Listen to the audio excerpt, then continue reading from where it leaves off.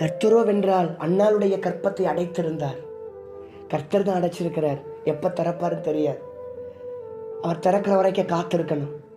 அந்த காத்திருக்கிற காலத்தில் பெண்ணினால் பேசுகிற வார்த்தைகளை தாங்கி கொள்ளணும். இல்லாம என்கிற ஒரு சொல், மலடி என்கிற ஒரு சொல். அவளிடத்துல பிள்ளைகள் இருந்தது, அன்னாளுக்கோ பிள்ளைகள் இல்லை.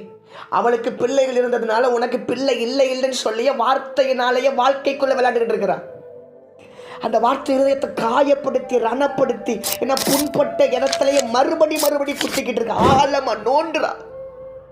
வழி தாங்க முடியாம மனக்லேசத்தினால் அழுகிற ஒரு அண்ணாள், ஆறுதலாய் பேசுகிற ஒரு கணவர் எல்கானா. எவ்வளவுதான் அவமானம் இருந்தாலும் கொஞ்சம் ஆறுதல். ஆனா ஆறுதல் அவளை திருப்திப்படுத்த முடியல. இந்த அவமானத்துக்கு தப்பி பிழைக்கத அண்ணாள் ஆலயத்திற்கு ஓடி போனார். இன்னைக்கு அன்னைகளுடைய வாழ்க்கையில் அவமானப்படுவது தாங்க முடியாம, சில மனுஷர்கள் பேசுகிற வார்த்தை தாங்க முடியாம, இதுக்கப்புறம் எதுக்கு வாழணும், இதுக்கப்புறம் வாழ்க்கையை முடிச்சுக்கலாம்னு சொல்லி மரணத்தை நோக்கி ஓடிக்கொண்டிருக்கிற யாராக இருந்தாலும் சரி, தேவ சமூகத்தை நோக்கி ஓடுங்க. தேவ பிரசன்னத்தை நோக்கி ஓடுங்க. எந்த வார்த்தை உங்களை அள வச்சு மரணத்தை நோக்கி ஓட வச்சுக்கிட்டு இருக்குதோ அந்த வார்த்தை உங்க வாழ்க்கையில இல்லாதபடி செய்ய என் தெய்வம் போதுமானவர். இன்னைக்கு அழுதுகிட்டு இருக்கிறீங்களா? இன்னைக்கு போராடிக்கிட்டு இருக்கிறீங்களா? சில மனுஷர்கள் பேசுகிற சொல்ல தாங்க முடியல.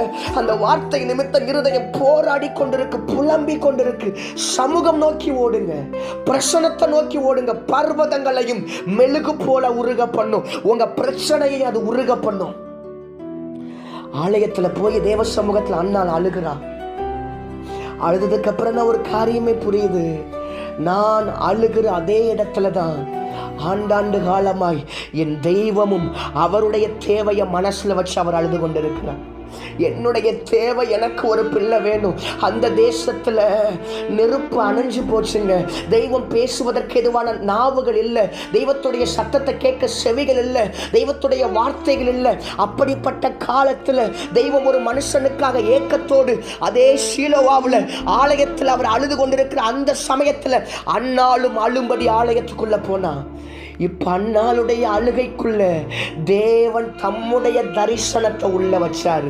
நான் இன்னும் சொல்லணும்னா, அன்னாளுடைய அழுகைக்குள்ள தேவன் தம்முடைய திட்டத்தை எழுத ஆரம்பித்தார். ஒரு அர்ப்பணமுள்ள தியாகமுள்ள கண்ணீருக்குள்ள தேசத்தினுடைய தேவையை சந்திக்க ஒரு வல்லமை இருக்குது. உங்க கண்ணீர் சாதாரண நினைச்சிட்டீங்களா? நீங்க அழுகிறது சாதாரண நினைச்சிட்டீங்களா? இல்லைங்க. உங்க கண்ணீருக்குள்ள அநேகருடைய தேவையை சந்திக்கக்கூடிய ஒரு தீர்வு மறைஞ்சு கிடக்குது. தெய்வம் அப்படிப்பட்ட தீர்வுக்காக தான் அவர் காத்திருக்கிறார்.